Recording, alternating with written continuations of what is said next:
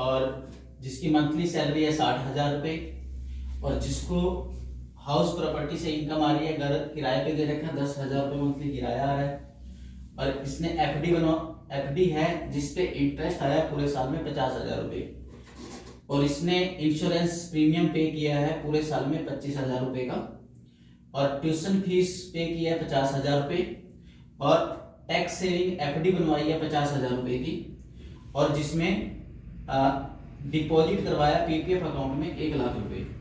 ठीक है, तो ये तो इसकी इनकम है टोटल, और ये इसने खर्च किए। अब हमने इसकी कंप्यूटेशन बनानी है। ठीक है, कंप्यूटेशन बनाते टाइम हम क्या करते हैं, पहले तो पांचों हेड की इनकम का टोटल करते हैं। ठीक है, टोटल करने के बाद उसको डिडक्शन देंगे। अगर सैलरी की इनकम है तो स्टैंडर्ड डिडक्शन देंगे जो कि 50,000 तक मिलेगी।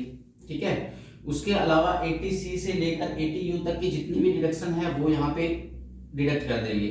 ठीक है, उसके बाद जो आपकी टोटल इनकम आएगी उस पे टैक्स लगाएंगे। टैक्स लगाएंगे स्लैब के अकॉर्डिंग, और स्लैब क्या है, स्लैब है अगर एज 60 साल तक की है, मतलब अगर सिटीजन है, सिटीजन के लिए स्लैब है 0 से लेकर 2.5 लाख तक की अगर इनकम है वो नील है, और 2.5 लाख से अगर 5 लाख तक की इनकम है उस पे 5% टैक्स है, और 5 लाख से 10% की इनकम है उस पे 20% टैक्स है, और उससे ऊपर है तो 30% टैक्स है।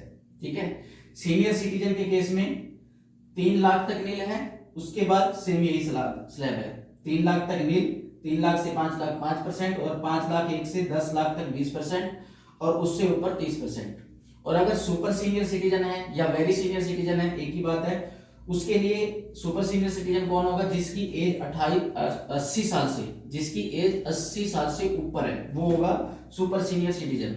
उसके लिए 5 लाख तक की इनकम फ्री है, 5 लाख तक कोई टैक्स नहीं है। उसके बाद 5 से 10 तक 20% है, और उससे ऊपर 30% है। ठीक है, तो टैक्स निकालने के बाद फिर हम देंगे रिबेट। जो टैक्स आएगा टैक्स में से रिबेट मिलेगी। ठीक है, और रिबेट किसको मिलेगी, जिसकी टैक्सेबल इनकम 5 लाख तक है उसको 12,500 तक की रिबेट मिलेगी। जिसकी 5 लाख से ऊपर है उसकी रिबेट 0 हो जाएगी। ठीक है, जिसकी 5 लाख से नीचे उसको 12,500 तक की, 12,500 फिक्स नहीं है, जो टैक्स आएगा उसके अकॉर्डिंग उसको उतनी रिबेट मिल जाएगी। ठीक है, मैक्सिमम रिबेट 12,500 तक की हो सकती है। रिबेट देने के बाद जो हमारा टैक्स आएगा उसके ऊपर 4% सेस लगाएंगे। ठीक है, फिर जो है हमारा टोटल टैक्स निकल के आ जाएगा। ठीक है, इसके अकॉर्डिंग हमने यहाँ पे कंप्यूटेशन बनाई है।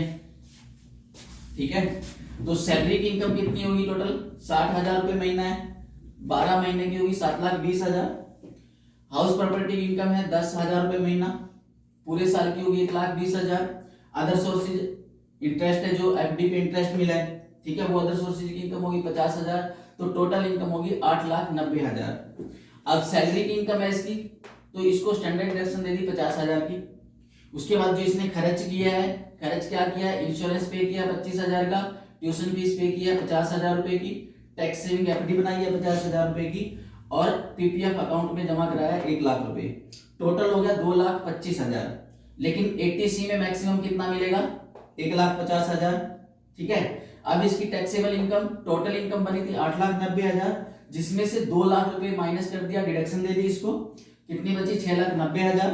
6,90,000 पे हमने टैक्स स्लैब के अकॉर्डिंग, इनकम टैक्स स्लैब के अकॉर्डिंग टैक्स लगा दिया। और इनकम टैक्स स्लैब कैसे है, 6,90,000 है टोटल, 6,90,000 को हमने इस स्लैब में तोड़ दिया।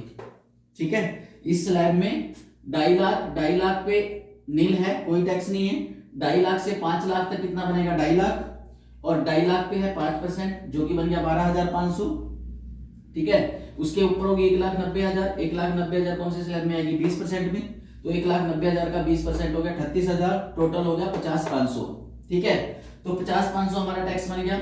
रिबेट, क्योंकि ये वाली इनकम 5 लाख से ज्यादा है, और 5 लाख से ज्यादा है तो रिबेट नहीं मिलेगी। अगर 5 लाख तक होती तो रिबेट मिलती, अब इसको रिबेट नहीं मिलेगी। ठीक है, रिबेट 0, उसके ऊपर इस टैक्स के ऊपर 4% सेस लगा दिया, टैक्स के ऊपर लगता है 4%। ठीक है, 2,020 रुपए। अब ये टोटल टैक्स बन गया 52,520। ठीक है, इस तरह से आपने टैक्स निकालना है। ठीक है।